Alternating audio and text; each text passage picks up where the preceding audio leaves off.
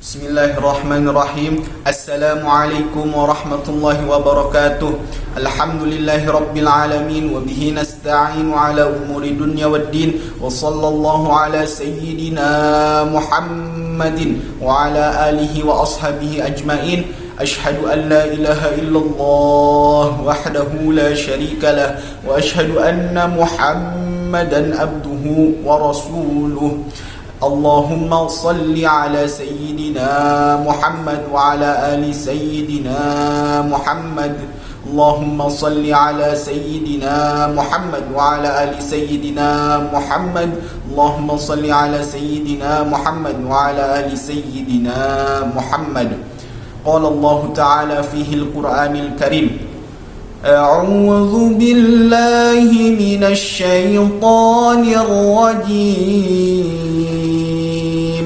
Bismillahirrahmanirrahim. Ya ayyatuhan nafsul mutmainnah. Ya ayyatuhan nafsul mutmainnah, irji'i ila rabbiki radiyatan mardiyah, fadkhuli fi ibadi wadkhuli jannati. Al-ayah. Shadaqallahul azim. Sebelum saya memulai presentasi ini atau review dari tugas saya, izinkan saya menyapa teman-teman sekalian. Assalamualaikum warahmatullahi ta'ala wabarakatuh. Semoga teman-teman selalu dalam kesehatan, selalu dalam rahmat, ridha dan maghfirah Allah, selalu dalam ampunan Allah. Nah, pertama-tama saya akan memperkenalkan diri saya dulu. Nama saya Muhammad Zulfikar Fazal Nugraha dengan nomor induk mahasiswa 1700031. Saya tergabung di kelas Ilmu Pendidikan Agama Islam kelas B tahun 2019. Saya adalah salah satu mahasiswa yang mengontrak mata kuliah Basic Life Skill yang diampu oleh Pak Toto dan Pak Saiful. Nah, tanpa berpanjang-panjang lagi karena melihat durasi juga, saya akan menjelaskan atau mereview terkait tugas yang saya buat, yaitu tugas Dreambook. Nah, dari tugas Dreambook ini saya mengambil tema yaitu My Future Book. Nah, kurang lebih covernya seperti ini. Nah, saya menjelaskan menggunakan e-book. Nah, karena keterbatasan uang dan waktu yang kita tahu bahwa hari ini kita sudah berada dalam situasi darurat sipil, artinya ruang gerak kita di luar dibatasi. Insya Allah kalau kita dapat bertatap muka, nanti teman-teman sekalian bisa melihat hard file dari Dreambook saya, atau saya ambil tema itu My Future Dreambook. Tapi untuk presentasi kali ini saya menggunakan e-book dulu. Yang saya gunakan PDF sembari saya mempresentasikannya. Insyaallah faidahnya sama, insyaallah biiznillah. Nah, untuk pertama-tama saya akan menjelaskan tentang covernya dulu. Nah, teman-teman bisa lihat ini cover dari Dreambook saya. Nah, kenapa saya mengambil tema My Future Dreambook? Karena saya ingin Dreambook ini bukan hanya sekedar untuk nilai saja, tapi saya ingin Dreambook ini kelak bisa diimplementasikan, bisa diwujudkan di masa-masa yang akan datang. Maka saya mengambil temanya My Future, artinya masa yang akan datang. Saya ingin Dreambook ini bukan hanya sebagai syarat kelulusan dari mata kuliah ini saja, tapi saya ingin Dreambook ini benar-benar terwujud. Nah, yang di bawahnya saya menulis yaitu Let's the dream begin. Artinya ayo kita mulai bermimpi. Artinya jangan pernah takut untuk bermimpi. Lalu di pojok sebelah kiri saya bisa teman-teman lihat, itu saya menulis. Nah, saya menulis bermimpilah setinggi langit, bila kamu jatuh akan jatuh di antara para bintang. Artinya kita jangan pernah ragu untuk bermimpi. karena kita punya Allah yang maha kaya, Allah yang maha kuasa, Allah yang maha bijaksana, Allah yang punya segala-galanya, Allah yang menguasai langit dan bumi, Allah yang menguasai dari bainal masyriqi wal maghribi, bainas samai wal ard. Insyaallah semua cita-cita kita, semua permohonan kita, semua taubat kita Allah terima insyaallah. Nah, selanjutnya masuk ke biodata diri. Nah, teman-teman, ini lembar biodata diri saya. Nah, bisa teman-teman lihat. Nah, ini lembar biodata diri saya. Itu nama lengkap saya Muhammad Zulfikar Faza Nugraha, yang teman-teman tahu. Lalu nama panggilan saya adalah biasa dipanggil Faza, atau biasa dipanggil Zulfikar, atau biasa dipanggil Muhammad. Tapi biasanya kalau orang Sunda itu teman-teman saya di rumah atau teman-teman saya ketika SMA biasanya manggilnya Pasa atau Paja gitu. Lalu tempat tanggal lahir, saya lahir 18 Oktober 1999. Saya asli dari Bandung. Nah, usia saya sekarang 20 tahun lebih 6 bulan. Lalu hobi saya adalah bermain sepak bola dan bermain game. Dan gamenya juga game sepak bola. Jadi saya nggak bisa jauh-jauh dari yang namanya sepak bola, karena benar-benar udah hobi banget gitu. Sepak bola, futsal, dan olahraga-olahraga yang lain. Tapi lebih dominan, lebih suka sepak bola. Nah, terus nama ayah saya Agus Mulyadi, lalu nama ibu saya Dewi Siti Juwariah. Nama saudara saya yang pertama itu adalah Muhammad Farizal Imtiaz, dan nama saudara saya yang paling bungsu itu Muhammad Fawaz Ataya. Saya adalah anak pertama dari 3 bersaudara. Lalu alamat rumah saya itu Jalan Kembar Timur 4 nomor 35, Kecamatan Regol, Kelurahan Ancol, Bandung. Lalu alamat yang keduanya adalah Gang Situsari Timur 2 nomor 19/93. Itu ada di Jalan Kopo di Astana Anyar, Bandung. Nah, pekerjaan dari ayah saya adalah polisi. Lalu ibu saya adalah dokter gigi yang sekarang praktek di Rumah Sakit Muhammadiyah Bandung. Lalu untuk tingkatan pendidikan saya memulai pendidikan dari TK. Nah, ini untuk tingkatan pendidikan saya, bisa teman-teman lihat. Jadi saya memulai di TK Islamiyah di Jalan Sukaleueur, itu di depan rumah saya yang dulu di Gang Situsari. Rumah saya yang dulu yang maksudnya masih sekarang juga, cuman udah jarang ditempatin. Jadi tapi nenek dari orang tua, dari ayah dan dari ibu masih ada di sana gitu. Jadi sering juga ke sana, cuman tidak menjadi tempat tetap aja gitu. Terus saya melanjutkan pendidikan di SD Islam Terpadu Al-Azhar 24 Bandung. Nah, itu cuman sampai kelas 4, teman-teman. Jadi saya cuman sampai kelas 4 SD. Jadi mau naik ke kelas 4 karena ada permasalahan yayasan dan lain sebagainya, yang tidak memungkinkan saya untuk bersekolah, melanjutkan sekolah ke sana karena ada masalah yayasan, lalu tempat sekolahnya juga jadi jauh dan lain sebagainya. Terus saya akhirnya dipindahkanlah oleh dinas ke SDPN atau SD Negeri Percobaan Pajagalan 58 Bandung. Nah, itu di Jalan Pajagalan. Itu SD negeri yang cukup favorit juga. Lalu saya melanjutkan lagi di SMP Islam Terpadu Darul Hikam. Lalu SMA-nya saya di SMA Negeri 11 Bandung, itu dekat dengan rumah saya yang sekarang di Jalan Kembar Baru. Nah, kalau rumah saya di Kembar Timur, di Kembar Baru, jadi masih kayak satu region, masih satu zona gitu kan, karena dulu ada sistem zonasi dan lain sebagainya. Nah, lalu saya melanjutkan kuliah. Pertama itu di kelas 12. Di kelas 12 itu saya mendaftar ke Telkom University. Nah, jurusan Teknik Informatika lewat jalur PMDK atau kalau negerinya SNMPTN, jadi lewat jalur rapot. Nih, alhamdulillah teman-teman semua saya keterima di sana. Cuman karena saya ingin nyoba di PTN, akhirnya saya pindah. Akhirnya saya coba ke PTN waktu itu lewat jalur SNMPTN. Nah, saya masukin di Teknik Sipil di FPTK di UPI juga gitu. Terus alhamdulillah ketika hasilnya keluar ternyata saya juga diterima. Akhirnya yang Teknik Informatika Telkom University saya nggak ambil, saya ambil Teknik Sipil. Ternyata lambat laun saya coba jalani sampai 4 semester, teman-teman. Tapi karena saya ingin lebih mendalami spesifik agama, saya ingin lebih bisa mendalami agama dengan sungguh-sungguh, akhirnya saya memutuskan untuk pindah jurusan.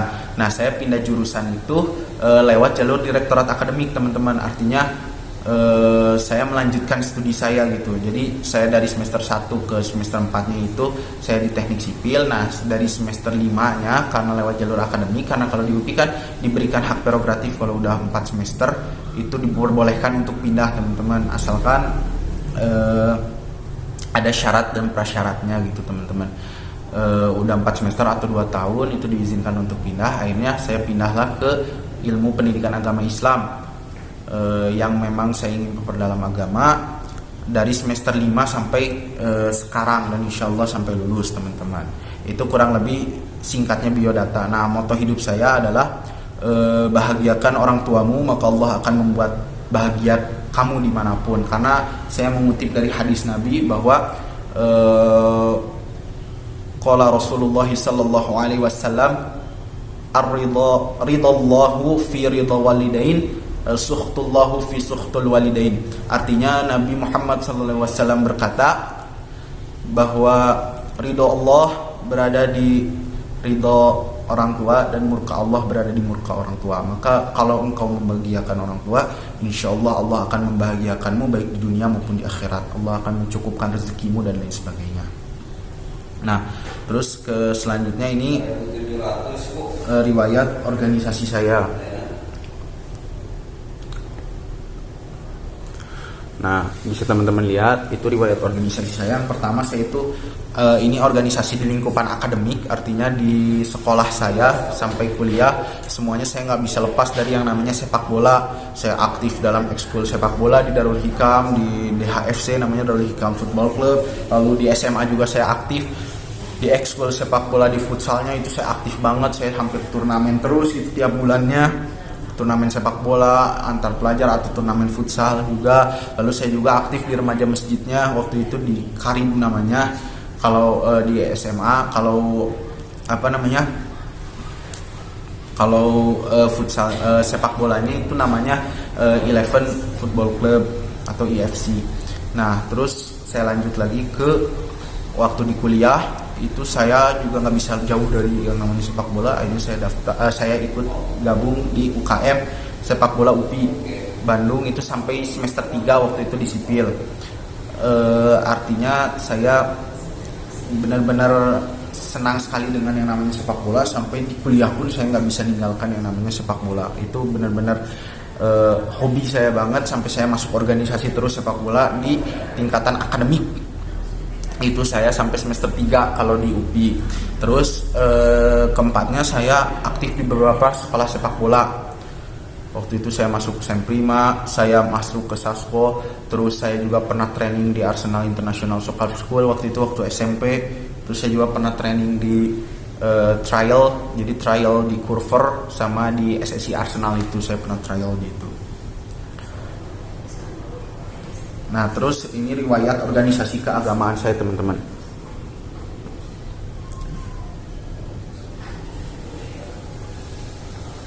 Nah, ini riwayat organisasi keagamaan saya. Yang pertama itu saya tergabung ke dalam program Teras Tahfiz Pemuda Hijrah waktu itu yang digagas oleh Ustadz Hanan Ataki. Itu sistemnya seleksi, jadi untuk menghasilkan hafiz muda yang gaul lah istilahnya, karena pemuda hijrah gitu. Setelah itu saya coba daftar, coba seleksi, dan alhamdulillah keseleksi. Dan waktu itu nggak banyak dan memang sangat sedikit, tapi alhamdulillah saya keterima bismillah. Alhamdulillah. Lalu saya tergabung ke dalam maqamat learningnya Muzammil Hasballah. Nah, untuk melatih irama saya tergabung itu ke dalam maqamat learningnya ketika itu yang langsung diajarkan oleh Ustadz Muzammil Hasballah. Nah, kalau sekarang itu namanya berubah jadi Qori Community kalau nggak salah. Nah, itu tempatnya dua-dua itu, Teras Tahfiz Baitul Maqamat Learning itu di Masjid Al-Latif. Lalu yang ketiga itu adalah ketua remaja masjid di Baitul Arqam Jalan Kembar. Nah, saya itu waktu itu sempat menjabat jadi ketua remaja masjid di Baitul Arqam di dekat rumah saya. Lalu saya juga ketua remaja masjid di Jami Al Huda Situ Sayur Astana Anyar. Lalu saya juga ketua remaja masjid di Al Hidayah di Pasir Luyu. Lalu yang keenam juga saya adalah imam masjid tetap di Masjid Jami Al Huda di Situ Sayur Bandung. Kalau saya ke sana insya Allah saya mengimami. Terus yang ketujuhnya saya tergabung ke dalam anggota Muslim Footballer yang dibentuk oleh beberapa pemain liga, itu pemain jebolan Persib. Biasanya ada Eka Ramdhani, ada Wildansyah, ada Erlangga dan lain sebagainya. Itu sebenarnya menjadikan sepak bola wasilah untuk ukhuwah Islamiyah ketika itu teman-teman. Nah, lalu ini adalah lembar berikutnya. Lembar berikutnya itu adalah deskripsi diri saya. Nah, kurang lebih yang saya jelaskan di biodata dengan yang saya jelaskan di riwayat organisasi itu sama dengan deskripsi. Cuman ini kenapa saya lebih jabarkan lagi, karena kelak kalau hard filenya jadi teman-teman bisa baca langsung atau bisa baca sendiri tanpa ada penjelasan dari saya. Jadi untuk mempersingkat waktu saya percepat saja karena kurang lebih intinya sama, hanya ini lebih detail aja. Ini lembar berikutnya teman-teman. Ini lembar ininya deskripsi saya. Nah, ini lembar berikutnya teman-teman. Nah, ini lembar berikutnya. Nah, ini kan lembar sebelumnya, ini lembar berikutnya. Nah, ini lembar berikutnya teman-teman. Jadi lalu nah, ini lembar terakhirnya dari deskripsi diri saya. Yang saya mau jelaskan mungkin tentang masalah agamanya. Jadi pertama di deskripsi diri saya itu saya sebenarnya berguru ke beberapa ustadz dan kiai. Dari mulai saya udah ngaji itu dari mulai umur 3 tahun teman-teman. Alhamdulillah wa syukurillah wala haula wala quwata illa billah. Jadi saya itu udah ngaji itu dari umur 3 tahun. Itu ke Kiai Agus Yuliana. Nah, beliau ini adalah lulusan Pondok Pesantren Al Basyariah Bandung, dan pada saat itu mengajar di Pondok Pesantren Al Islah Bandung, itu dekat dengan rumah saya yang dulu di Situ Sayur.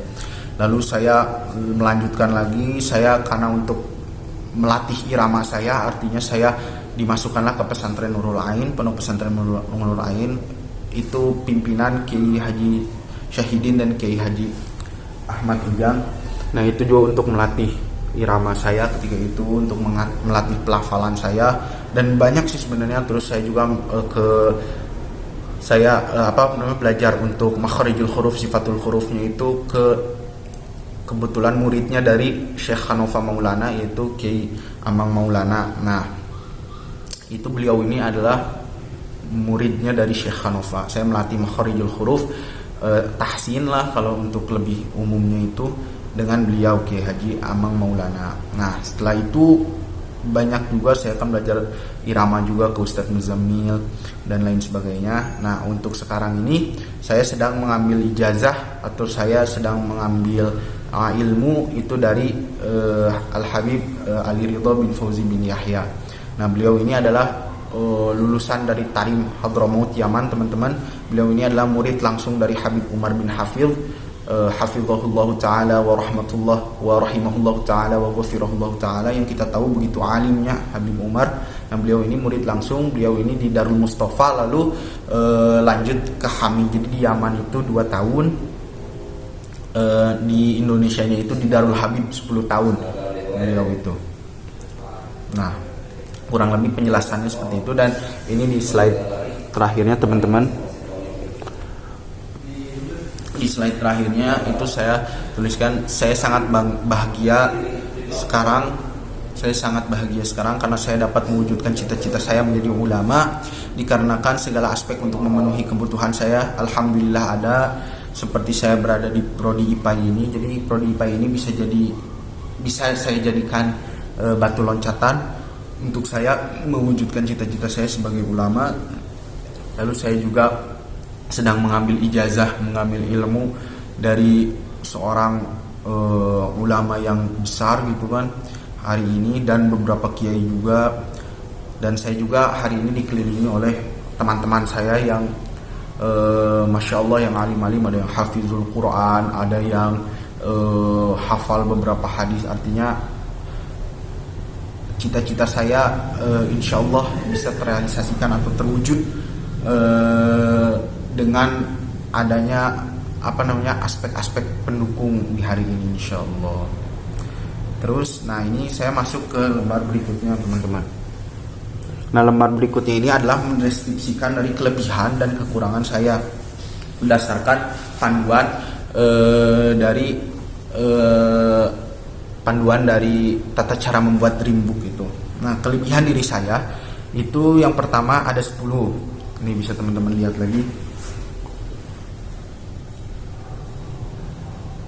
Nah, kelebihan diri saya itu yang pertama teman-teman adalah mempunyai mimpi yang tinggi. Lalu yang kedua, ambisius dalam mengejar mimpi. Yang ketiga, teguh pada visi misi yang telah dibentuk. Yang keempat, ketertarikan pada keagamaan cukup tinggi. Yang kelima itu percaya diri jika berbicara di depan umum. Yang keenam itu selalu ingin tampil yang terdepan dalam segala sesuatunya. Yang ketujuh itu selalu ingin menunjukkan kemampuan yang dipunya, artinya selalu ingin show off gitu. Yang kedelapannya selalu ingin menjadi otak dari semua pemikiran, artinya saya selalu ingin menjadi kreator dari segala aktivitas.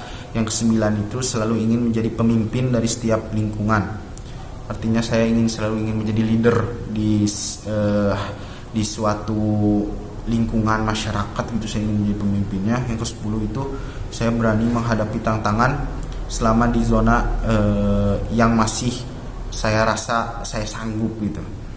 Nah, ini ada kekurangan diri saya. Nah, bisa teman-teman lihat. Nah, itu kekurangan diri saya.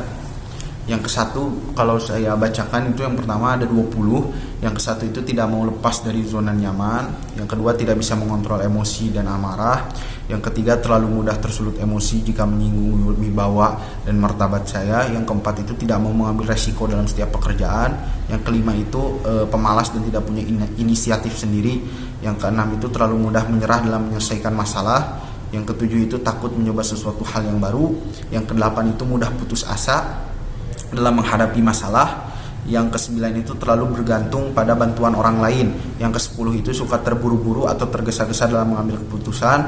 Yang ke-11 itu selalu pingin instan dalam menyelesaikan sesuatu. Yang ke-12 itu tidak sabaran terhadap sesuatu. Yang ke-13 itu gampang bosan dalam mengerjakan sesuatu.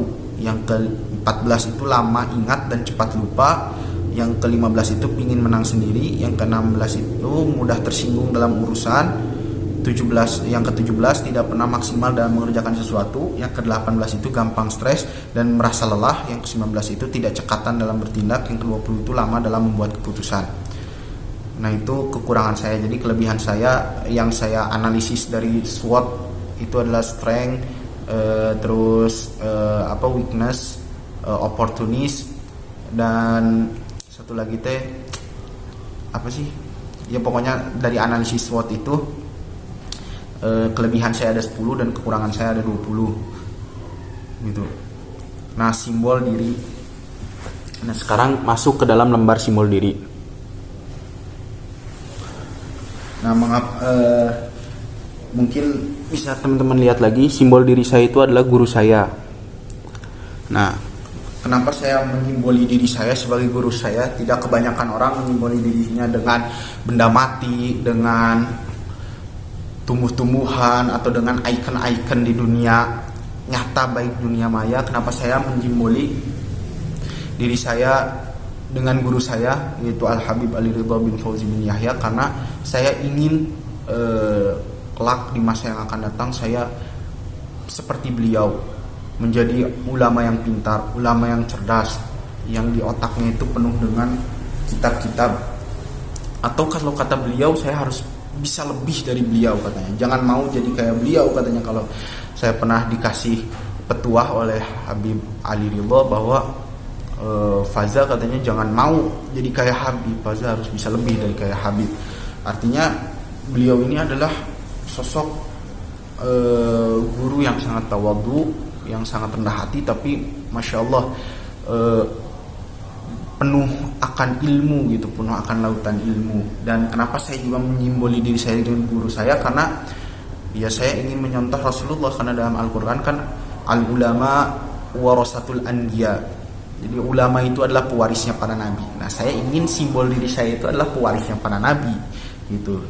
Apalagi beliau ini adalah zuriatun nabi, beliau ini dalam dirinya mengalir nasab nabi, mengalir darah mulia nabi, rambutnya tumbuh dari rambut mulia nabi, kukunya tumbuh dari kuku mulia nabi. Ya saya inginlah pokoknya semua, karena sebenarnya bukan cinta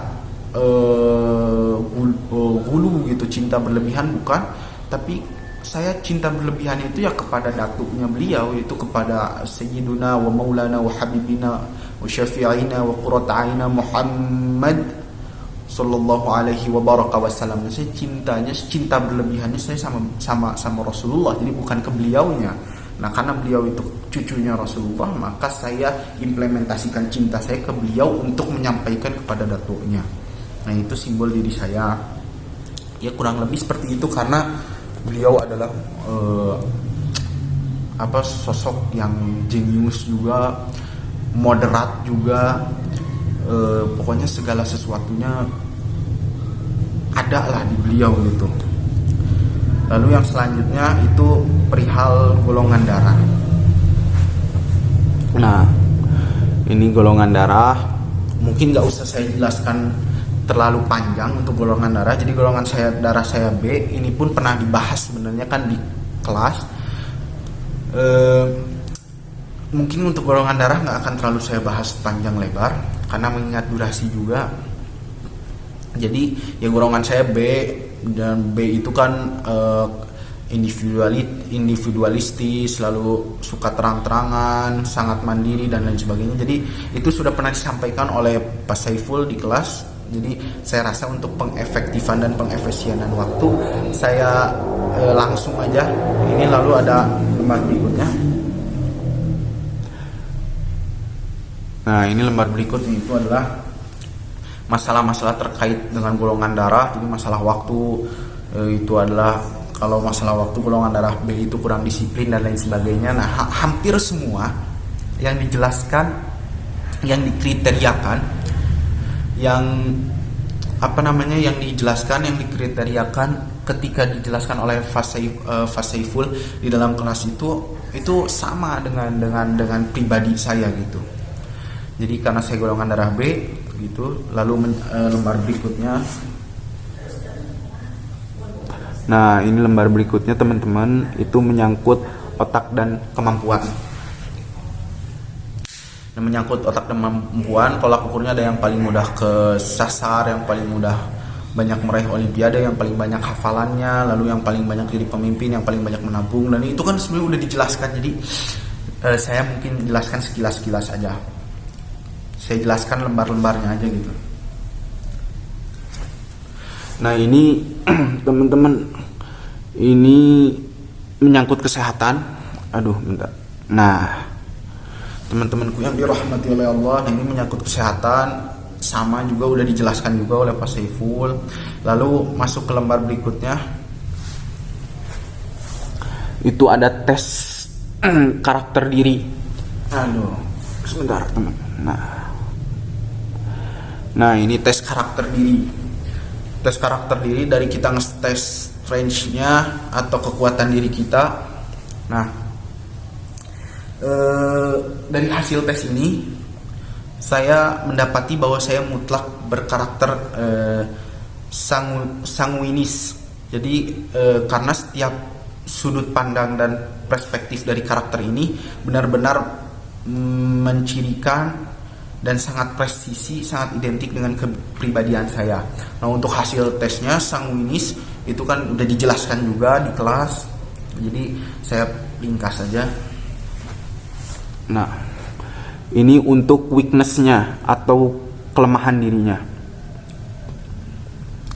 Nah, jadi nggak usah saya jelaskan lebih lanjut lagi karena sama intinya seperti yang pernah dijelaskan di dalam kelas. Nah, sekarang masuk ke idola kehidupan. Nah, teman-teman sekalian, di slide selanjutnya, di lembar selanjutnya saya akan menjelaskan tentang idola-idola saya. Ini ada 2 lembar. Ini lembar pertamanya. Nah, kelihatan. Nah, ini di lembar pertama. Boleh teman-teman lihat dulu satu persatu. Silakan dilihat dulu sebelum saya menjelaskan. Nah, jadi pertama, idola saya dalam kehidupan adalah Sayyidina Muhammad bin Abdullah bin Abdul Muttalib. Nah, siapa sih yang enggak mengidolakan junjungan kita, yang enggak mengidolakan nabi kita? Ya jelaslah kita mengidolakan manusia yang paling mulia, manusia yang tidak punya kesalahan, manusia yang dikala kita terpaut ruang dan waktu 1500 tahun yang lalu, tapi beliau ini memikirkan kita, mencintai kita, dan beliau kepada sahabatnya juga mengatakan ikhwani, ikhwani, ikhwani. Jadi Masya Allah, siapalah yang tidak mengidolakan sosok sesempurna beliau dengan akhlakul karimah, karena beliau diutuskan liutamima makarimal akhlak. Akhlaknya Masya Allah luar biasa. Jadi saya mengidolakan Nabi Muhammad sallallahu alaihi wasallam ya, karena beliau sempurna, karena beliau junjunan kita, karena beliau junjunan semesta alam gitu. Masya Allah, dikala kita lupa beliau, beliau selalu ingat. Ada satu cerita, satu riwayat, bukan satu cerita, satu riwayat. Ini riwayat yang mutawatir. Insyaallah mutawatir, insyaallah. Seingat saya mutawatir, saya dapatkan riwayat ini dari guru saya, Al Habib Ali Ridha bin Fauzi bin Yahya. Jadi amalan kita, kenapa kita berpuasa di hari Senin dan di hari Kamis? Nah, kalau di Senin kan itu kelahirannya Nabi. Nah, hari Kamis itu amalan kita itu diangkat ke Lauhul Mahfuz. Nah, ketika hari Kamis itu amalan kita itu ditunjukkan kepada Rasulullah Muhammad SAW. Itu sebagai hiburan Rasulullah di surganya Allah. Itu ditunjukkan. Nah, kalau amalannya baik, umat-umatnya amalan baik, Rasulullah itu tersenyum. Tapi kalau amalan umat-umatnya buruk, coba antum-antum ini bayangkan, teman-teman yang dirahmati Allah, bayangkan. Itu Rasulullah istighfari. Bayangkan, umatnya, tidak ada umat selain umat Nabi Muhammad yang sama nabinya itu dosa-dosanya diistighfari. Makanya gimana gak dijamin kita masuk surga diistighfari oleh makhluk yang paling agung, makhluk yang paling Allah cintai. Bayangkan, dalam kitab Mafahim Yajibu Antusahah karyanya Sayyid Muhammad Alawi bin Abbas dituliskan bahwa Allah itu di arasy sedang apa katanya. Allah itu di arasy itu sedang apa? Lalu dijelaskan oleh Sayyid Muhammad Alawi bin Abbas Al-Maliki Al-Hasani bahwa Allah itu sedang bersolawat kepada Rasulullah SAW. Saking cintanya Allah sama Nabi Muhammad SAW.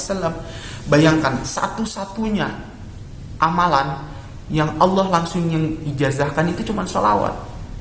Sholat dalam Al-Quran tidak dijelaskan. Zakat dijelaskan lebih rinci dalam hadis. Tapi sholawat itu Allah langsung ijazahkan. Innallaha wa malaikatahu yusholluna 'alan nabi. Innallaha, sesungguhnya Allah. Innallaha, sesungguhnya Allah dan malaikat itu bersolawat kepada Nabi. Bayangkan, itu dalam Al-Quran. Artinya Allah, kata Sayyid Alawi Al-Maliki, Sayyid Muhammad Alawi Al-Maliki dalam Mafahim Yajibu Antusahah, Allah itu sekarang itu sedang apa? Sedang bersolawat kepada Nabi. Karena Allah sendiri yang berfirman dalam Al-Qurannya. Jadi saking cintanya Allah, masa kita gak cinta sama Nabi? Gitu kan, istilahnya seperti itu. Nah, selanjutnya idola saya adalah Abu Abdullah Muhammad Idris Asy-Syafi'i atau Imamul Fiqih Imam Muhammad bin Idris Asy-Syafi'i. Nah, itu karena mazhab saya itu Imam Syafi'i, jadi saya sangat benar-benar mengidolakan dengan kecerdasan beliau. Bayangkan, ketika beliau mengunjungi rumahnya gurunya yaitu Imam Malik, ketika beliau mau berguru, kata Imam Malik suruh pulang dulu deh, hafalin dulu Al-Muwatta. Lalu kata Imam Syafi'i apa? Al-Muwatta itu udah ada di ini saya, maksudnya di kepala saya, jadi udah hafal. Imam Syafi'i itu kalau baca kitab itu ditutup sebelah kanannya, biar apa? Biar nggak kebaca, biar nggak kehafal, karena sekali baca langsung hafal, sekali baca langsung hafal. Pernah di salah satu majelis, Imam Syafi'i itu ketika bulan Ramadan minum. Jadi Imam Syafi'i itu sudah hafal Quran, hafal hadis dari beliau. Nah itu usianya itu masih di bawah 15 tahun ketika itu. Beliau mengisi ta'lim yang besar. Ketika bulan Ramadan beliau minum. Otomatis jamaahnya aneh, menanyakan, ya Imam, antum kan orang alim, tapi kenapa bulan Ramadan minum? Apa jawaban Imam Syafi'i? Lah, kan saya belum akhil balik, saya belum wajib untuk berpuasa, usia saya belum usia baligh, artinya saya belum wajib berpuasa. Bayangkan, di usia yang belum balik saja beliau sudah mengisi ta'lim, karena ketinggian maqam beliau, ilmu beliau. Artinya saya sangat mengidolai sosok beliau karena kepintarannya, ketawaduannya, dan rasa toleransi antar antar perbedaan pandangan, masalah furu'iyah, masalah khilafiyah. Beliau itu sangat benar-benar kita kan nggak boleh kencang. Jadi diajarkan oleh ulama-ulama salaf tidak boleh kencang masalah khilafiyah. Nah, Imam Syafi'i mencontohkannya dengan datang ke rumahnya, ke daerahnya Imam Ahmad bin Hanbal, beliau tidak kunut gitu. Dan sebaliknya Imam Ahmad bin Hanbal datang ke daerahnya Imam Syafi'i, beliau kunut. Jadi ulama-ulama salaf itu begitu menghargai perbedaan, menghargai khilafiyah. Nah, lalu yang berikutnya adalah Syekh Abdul Qadir Jailani. Kenapa saya mengidolakan Syekh Abdul Qadir Jailani? Karena beliau wali kutub, karena beliau sayyidul wali. Beliau adalah pemimpinnya para wali, dan Masya Allah banyaklah karomah-karomah beliau. Panjang kalau diceritakan sekarang, mungkin saya hanya bisa cerita sesingkat saja, bahwa beliau ini adalah menjadi dampalnya ketika Nabi mau Isra Mi'raj. Itu salah satu karamah beliau dalam manakibnya beliau. Lalu yang keempatnya itu adalah Abu Muhammad bin Ahmad At-Tusi Al-Ghazali, atau kita sebut Imamul Hujjatul Islam, Syekh Muhammad Al-Ghazali.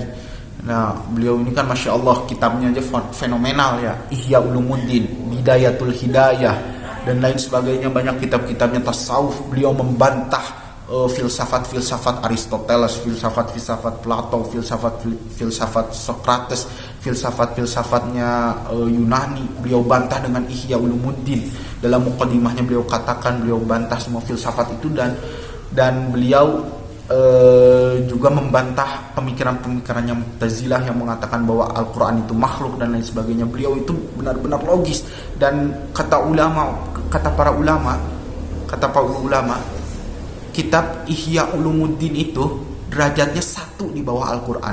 Artinya kalau ada Al-Quran kedua ya Ihya Ulumuddin gitu.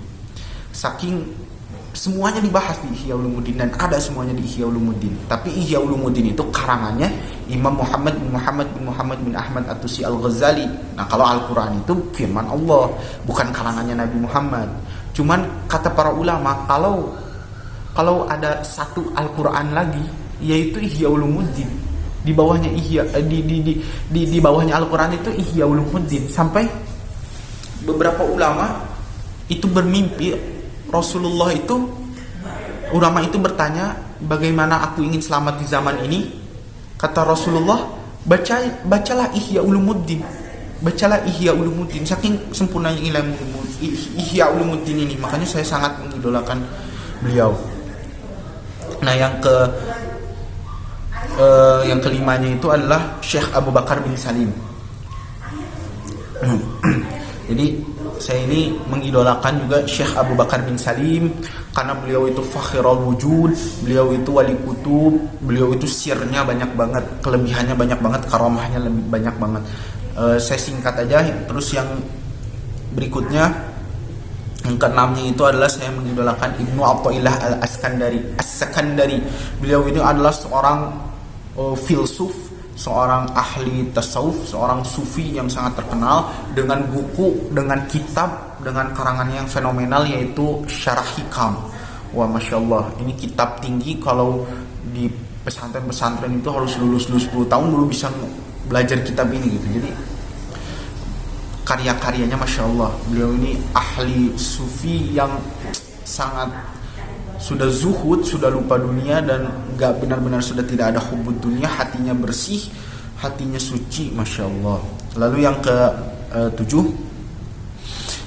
itu adalah Abul Hasan Al-Asy'ari. Imam Abul Hasan Al-Asy'ari itu adalah pendiri dari akidah Asy'ariyah atau akidahnya Ahlus Sunnah wal Jamaah bersama Imam Abu Mansur Al-Maturidi.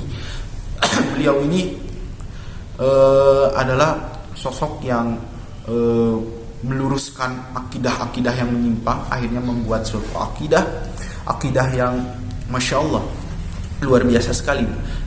Ulama-ulama besar itu semua akidahnya rata-rata Asy'ariyah. Bahkan sekalibernya Syekh Ibnu Taimiyah itu mengatakan dalam kitabnya bahwa akidah yang lurus itu akidah Asy'ariyah. Walaupun ada sedikit ceritanya, ya panjang lah kalau kita bahas, cuman beliau pun mengakui seperti itu. Dan banyak lagi ulama-ulama yang mengatakan bahwa akidah yang lurus itu akidah Asy'ariyah dan lain sebagainya. Lalu yang ke-8 itu adalah Syekh Abul Hasan As-Sazili atau pendiri Thariqah Saziliyah. Nah, Syekh Abul Hasan As-Sazili ini masya Allah sangat luar biasa sekali. Beliau ini adalah tokoh sufi juga, pendiri Thariqah Saziliyah yang udah benar-benar bersih sekali hatinya, udah lupa akan dunia. Beliau sampai mengatakan seperti ini, qaul yang sangat terkenal yang pernah diucapkan oleh Kiai Haji Bahaudin Nur Salim, yang beliau ini kan Kiai Haji Bahaudin Salim itu wah udah Al-Quran di kepalanya, isinya Al-Quran semua gitu, udah tafsirnya semua ketahuan. Beliau pernah mengatakan gini, kaulnya terkenal dari Syekh Abul Hasan As-Sazili itu adalah, kalau di surga nggak ada sholat, maka saya nggak mau masuk surga, katanya. Kalau di surga nggak ada sholat, saya nggak mau masuk surga. Saya mending di tempat lain tapi saya bisa sholat. Itu kata Imam As-Sazili, pendiri Thariqah Saziliyah. Begitu cintanya beliau kepada syariat Allah. Jadi beliau bukan menginginkan reward gitu, bukan menginginkan surga, tapi beliau memang pure karena kecintaannya kepada Allah, karena salat itu bentuk kecintaan tertinggi seorang hamba kepada Tuhannya. Ya beliau ingin sholat, sekalipun di surga beliau ingin sholat, katanya. Kalau di surga nggak ada sholat, saya nggak mau masuk surga, kata Imam As-Sazili. Masya Allah, luar biasa tawadunya beliau dan luar biasa kecintaan beliau kepada syariat Islam. Jadi bohong kalau tarikat itu tidak bersyariat. Tarikat itu justru syariatnya itu sangat-sangat kuat. Nah, ciri bahwa Imam As-Sazili itu keimanannya sudah tinggi itu dibahas juga oleh Imam Ghazali dalam kitabnya, bahwa selemah-lemahnya iman itu adalah sholat yang mengharapkan surga dan takut akan neraka. Itu selemah-lemahnya iman. Jadi bayangkan Imam As-Sazili itu makomnya itu udah makom para wali, artinya beliau tidak mengharapkan surga dan tidak takut akan neraka. Beliau ingin sholat, pokoknya ingin sholat aja. Lalu yang selanjutnya itu adalah Sayyid Ahmad Zaini Dahlan. Nah, Sayyid Ahmad Zaini Dahlan ini masya Allah, beliau mengeluarkan kitab yang sangat fenomenal, namanya itu Fitnatul Wahabiyah. Beliau membantah semua argumen Wahabi dan gak ada satupun Wahabi yang berani membantah beliau, saking fenomenalnya beliau. Dalam kitabnya Fitnatul Wahabiyah, beliau ungkap semua fakta-fakta akan kezalimannya Wahabi. Salah satunya muridnya Syekh bin Baz itu ketika itu naik ke atas Ka'bah, itu yang mereka anggap ahlul bid'ah itu ditembak, diperlu. Sampai sekarang masih ada bekasnya. Dan itu ditulis dalam kitabnya Sayyid Ahmad Zaini Dahlan ketika Sayyid Ahmad Zaini Dahlan itu tinggal di Mekah. Karena beliau itu ketika itu adalah kalau nggak salah muftinya Mekah. Beliau bantah itu semua Wahabi, dan Wahabi itu kocar-kacir ketika beliau. Makanya saya sangat mengidolakan beliau dengan pemikiran-pemikiran dan hujah-hujah yang sahih, yang kuat, dapat membantah orang-orang yang memfitnah akidah Ahlus Sunnah wal Jamaah.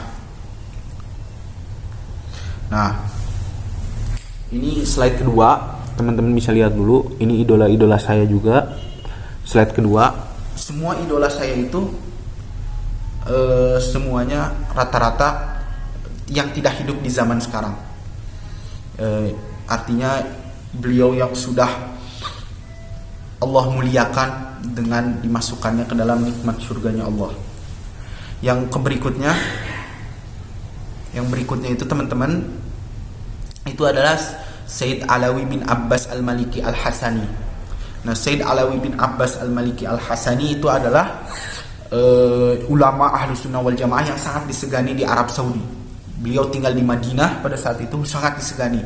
Bahkan ulama-ulama Wahabi pada saat itu pun segan kepada beliau, mengunjungi beliau, bersilaturahim dengan beliau. Jarang-jarang Wahabi mau bersilaturahim dengan ahlul bid'ah yang mereka katakan seperti itu, tapi karena wibawa beliau mau. Lalu anaknya juga saya mengidolakan, Sayyid Muhammad bin Alawi bin Abbas Al-Maliki Al-Hasani. Nah, anaknya itu yang menulis tadi kitab Mafahim Yajibu Antusohah dan beberapa kitab, banyak lagi kitab-kitab populer dari anaknya. Banyak santri-santrinya tersebar di Indonesia. Salah satunya ada Kiai Haji Lutfi Basori, lalu ada muridnya Sayyid Alawi itu, banyak lah pokoknya, banyak sekali di Indonesia. Terus siapa lagi ya, di kalangan Ahlul Bait juga banyak, karena beliau pun juga Ahlul Bait gitu kan.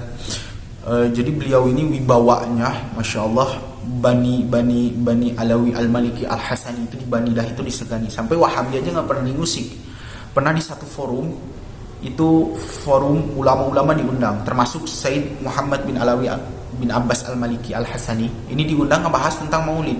Nah, yang ngisi panggung semua ulama-ulama Wahabi. Artinya maulid semua di bid'ah-bid'ahin, ditahdzir. Lalu Sayyid Muhammad berdiri memanggil panitianya. Kata Sayyid Muhammad, beri saya waktu untuk saya naik ke atas podium, untuk saya menjelaskan. Kalau enggak saya akan maju sendiri tanpa anda panggil gitu. Artinya dengan nada yang lantang gitu. Beri saya waktu untuk saya menjelaskan gitu, untuk saya naik ke atas podium. Karena waktu itu nggak dikasih penjelasan, semua yang naik tuh ulama Wahabi aja. Jadi Sayyid Muhammad tuh nggak dikasih. Akhirnya kepanitianya ngomong seperti itu, kalau nggak saya maju sendiri nih katanya, kan badannya juga tegap lain sebagainya. Akhirnya dikasih waktu hanya 5 menit. 5 menit itu semua hujah Wahabi itu dibantah semua. Semua dalil-dalil maulid itu dikeluarkan semua. Makanya Masya Allah, ulama-ulama yang pintar. Lalu yang ketiga itu adalah Al-Habib Abdul Qadir Bil-Faqih. Beliau itu adalah wali kutub. Beliau itu beliau itu adalah wali kutub ya.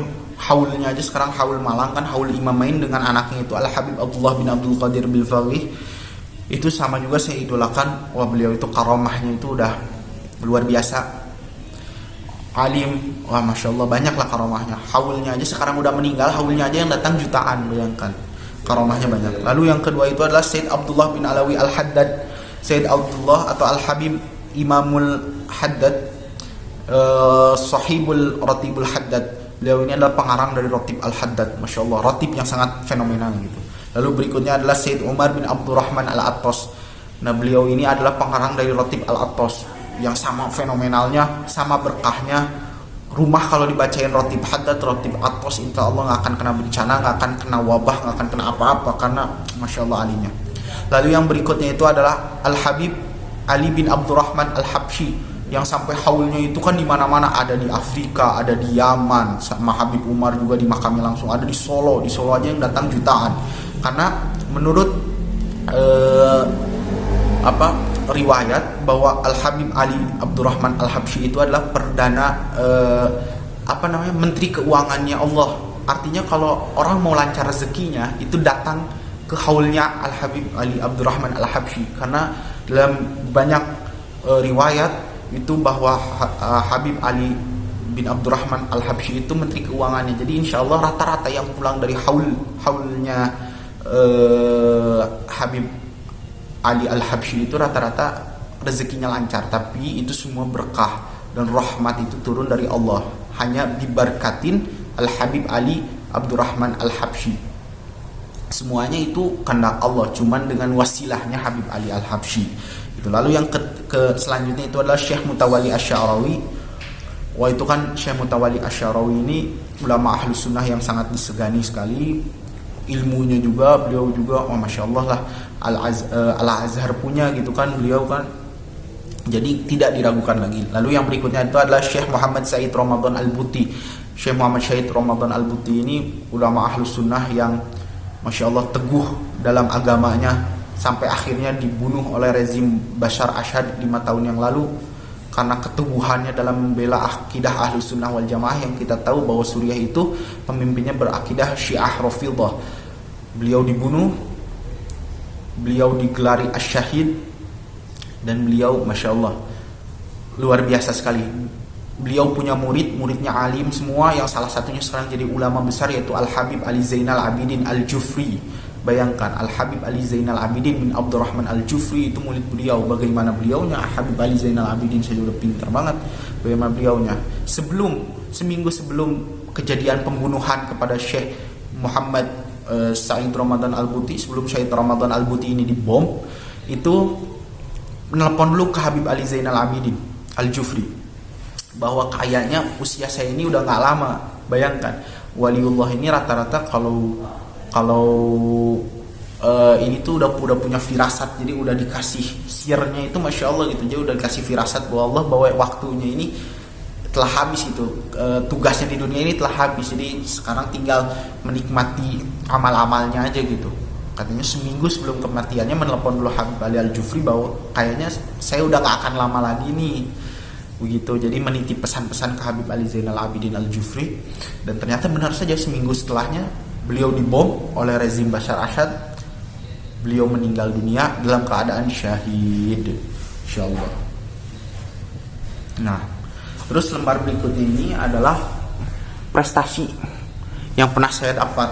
Itu yang pertama juara ketiga lomba adzan antar sekolah dasar, yang kedua juara ketiga cerdas cermat Islam antar sekolah dasar, yang ketiga itu adalah peserta Olimpiade IPS SD Al-Azhar, ketiga itu senasional di Jakarta, yang keempat itu adalah peserta Olimpiade Nasional IPS tingkat SMP, yang kelima itu adalah kalau di sepak bolanya atau di futsalnya itu saya masuk 8 besar Piala Liga Pendidikan Indonesia Region Bandung antar sekolah menengah atas, waktu itu SMA tahun 2016. Dia 2016. Lalu yang keenamnya adalah juara 1 lomba futsal atas antar kecamatan di Kota Bandung. Ketika itu saya mewakili daerah saya yang di Situ Sawer. Jadi prestasi saya nggak terlalu banyak, cuman itu aja, dan itu juga prestasi yang luar biasa juga, yang biasa-biasa aja gitu. Itu prestasi saya. Nah, ini peta impian atau 100 future dream. Nah, ini peta impian saya. Nah, bisa lihat. Itu ada 100. Sebenarnya udah pernah saya publish ketika tugas pertama. 100 impian saya, dan 100 impian saya ini kebetulan adalah salah satu dari 2 orang yang ditampilkan di kelas. Artinya teman-teman dan rekan-rekan sekalian udah pada tahu lah, insya Allah. Peta impian saya, bentar ya. Nah, itu jadi mayoritas memang saya ingin menjadi ulama, ingin menjadi profesor, ingin kuliah di Al-Azhar, di Universitas Madinah, di Omdurman Sudan, di Darul Hadis Maroko, banyak lah, di Ummul Qura Makkah. Dan saya juga ingin mempunyai ilmu-ilmu laduni, ilmu-ilmu yang hakikat, yang artinya cuman hanya kekasih Allah aja yang punya gitu. Nah, itu peta impian saya. Kebetulan sudah pernah dibedah juga di kelas, jadi saya nggak akan jelaskan lagi panjang lebar. Mungkin nanti bisa saya selipkan aja PDF-nya nanti di di deskripsi bawah. Nanti saya selipkan untuk kalian mungkin kalau ingin melihat. Nah, selanjutnya adalah bagaimana saya mewujudkan cita-cita dan impian saya. Nah, ini 2 slide terakhir. Bentar, belum muncul ya. Ini belum muncul. Mungkin lama.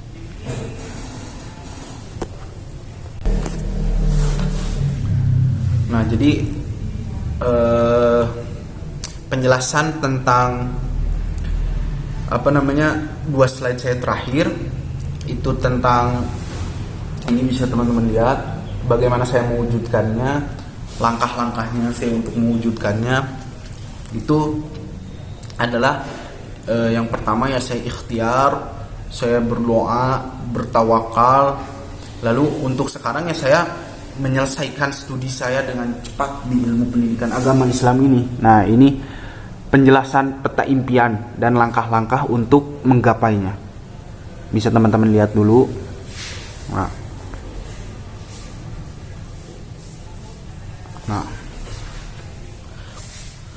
Nah, ini penjelasan peta impian dan langkah-langkah untuk menggapainya. Peta impian ini adalah susunan dari sekian banyak mimpi dan cita-cita yang ingin saya raih, dirangkum dan diprioritaskan yang paling diinginkan menjadi 100 butir impian di masa sekarang dan yang akan datang. Peta impian ini disusun dengan maksud dan tujuan agar setiap impian kita dapat terrealisasikan dengan terprogram, sehingga setiap mimpi kita dapat terwujud di waktu yang kita harapkan. Dan peta impian ini juga dapat meminimalisir kegagalan kita dalam mewujudkan impian kita, karena setiap mimpi kita sudah tercatat di dalam tulisan dan mudah untuk mengingatnya, sehingga kita tahu progres setiap mimpi sudah sampai mana. Jadi itu penjelasan dari peta impian yang saya susun. Lalu cara untuk menggapai mimpinya itu adalah yang pertama, berdoa kepada Allah yang memiliki segalanya, percaya kepada kemampuan yang telah Allah berikan agar kita selalu optimis, yakin akan setiap potensi yang kita miliki dan tidak mudah menyerah untuk merealisasikannya. Minta bimbingan dari ahlinya untuk membantukan merealisasinya. Jangan lupa minta ridho dari kedua orang tua kita. Terus yang ketujuh, jika gagal terwujud, yakinlah Allah punya rencana yang lebih indah dari mimpi kita. Yang kedelapan, selalu rendah hati dan mawas diri. Yang kesembilan, selalu bertadabbur, bertafakur, bermuhasabah diri agar lebih mengenal siapa diri kita. Jadi yang paling penting itu sih sebenarnya, bertadabbur, bertafakur. Kita mentadaburi diri kita mentafakuri diri kita, lalu kita bermuhasabah diri sehingga kita lebih mengenal diri kita seperti apa, kekurangannya, kelebihannya dan lain sebagainya. Lalu yang ke-10-nya adalah dalam merealisasikannya saya sudah berada di step yang benar nih.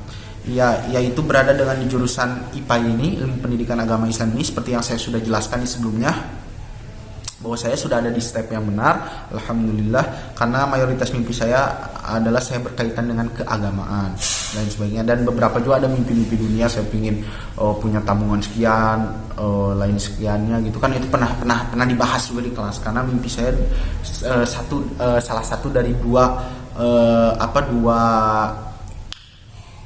100 mimpi yang pernah dibahas. Jadi yaitu tahapan-tahapan untuk meraih mimpi saya gitu ya. Ada 10 saya rangkum, dan tapi yang perlu garis bawahi ini, selalu bertadabbur, bertafakur, bermuhasabah diri. Itu bertadabbur, bertafakur, bermuhasabah diri, sehingga kita tahu kekurangan kita apa, kelebihan kita apa, dan agar kita mengenal siapa kita. Nah, akhirnya ini slide ini adalah lembar terakhir. Nah, semoga semua mimpi, cita-cita, angan-angan, harapan dan doa yang ada di dalam buku ini ataupun di luar buku ini dapat tercapai atas rahmat ridha Allah dan berdasarkan tuntunan Rasulullah. Amin ya rabbal qulub ya rahman ya rabbal rahman ya rabbal alamin.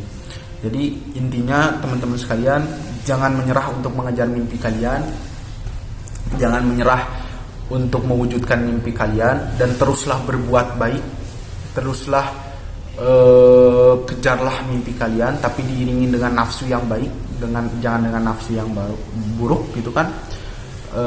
Dan teruslah saling tolong menolong agar mimpi kita terwujud, karena kata Rasulullah bahwa umat Islam itu kalau satu badan sakit, semua sakit. Itu sakit ukhuwah Islamiyah. Artinya kita selalu tolong menolong. Dalam Al-Quran kan disebutkan, A'udzu billahi minasy syaithanir rajim وتعاونوا على البر والتقوى ولا تعاونوا على الإثم والعدوان وتعاونوا على البر والتقوى ولا تعاونوا على الإثم والعدوان. Artinya, dan saling tolong menolonglah kamu dalam alal birri wat taqwa. Jadi dengan kebaikan dan ketakwaan, dan janganlah kamu saling tolong menolong itu dengan ismi wal udwan, artinya dengan keburukan lah, kurang lebihnya seperti itu. Jadi dengan mewujudkan mimpi kita ini bahwa kita harus saling tolong menolong, karena manusia itu kan makhluk sosial, saling tolong menolong, saling bantu membantu, yaitulah karakteristik umatnya Nabi Muhammad. Satu dengan lain saling terikatan ukhuwah Islamiyah, ukhuwah wataniyah, ukhuwah insaniyah, untuk mewujudkan mimpi kita ini gitu. Insyaallah kita dapat mewujudkannya mimpi kita ini, dan selalu kita berdoa kepada Allah agar Allah realisasikan mimpi kita ini. Amin ya Allah ya rabbal alamin. Yang paling pentingnya itu wa ta'awanu 'alal birri wat taqwa wa la ta'awanu 'alal ismi wal udwan. Dan satu lagi wa tawassaw bil haqq wa tawassaw bis sabr. Jika ada mimpi yang buruk, maka kita ingatkan, jika ada hak yang kita bantu. Karena kan saya teringat salah satu ayat dalam Al-Quran, yaitu firman Allah bunyinya begini, a'udzubillahi minasyaitonirrajim, kuntum khayra ummah ukhrijat linnas wa ta'muruna bil ma'ruf wa tanhauna 'anil munkar wa tu'minuna billah. Ini Allah katakan kepada umat Nabi Muhammad, kuntum khaira ummah, kamu ini umat terbaik, ukhrijat linnas, di antara apa ya, ukhrijat linnas gitu. Jadi kamu ini adalah umat terbaik gitu. Ta'muruna bil ma'ruf, terbaiknya dengan apa? Mengerjakan yang baik, ma'ruf, beramar ma'ruf. Wa tanhauna 'anil munkar, artinya apa? Kamu ingin menjadi orang terbaik itu yaitu amar ma'ruf, nahi munkar, wa tu'minuna billah, dan beriman kepada Allah. Mungkin sekian dari saya. Mohon maaf bila banyak kesalahan, mohon maaf bila banyak kekurangan. Kita semua dalam proses belajar. Al-Faqir mohon pamit. Sekali lagi saya mohon maaf bila banyak kesalahan. Semua kesalahan datangnya dari saya, dari godaan syaitan, dari godaan iblis, dan semua kebenaran datangnya dari Allah Subhanahu wa taala. Wabillahi taufiq wal hidayah. Wassalamualaikum warahmatullahi wabarakatuh.